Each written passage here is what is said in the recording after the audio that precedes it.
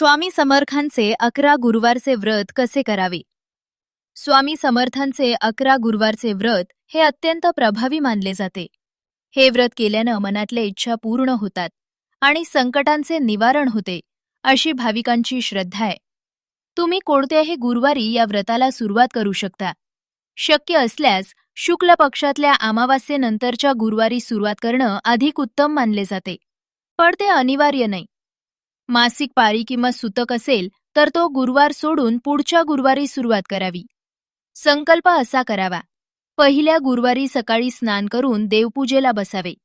स्वामींच्या फोटोसमोर किंवा मूर्तीसमोर बसून उजव्या हातात थोडे पाणी, अक्षदा, तांदूळ आणि फूल घ्यावे. मनात तुमची जी काही इच्छा आहे ती स्वामींना सांगावी आणि मी आजपासून पुढील 11 गुरुवार तुमचे व्रत करीन, असा संकल्प करून हातातील पाणी ताम्हणात सोडावे. स्वामी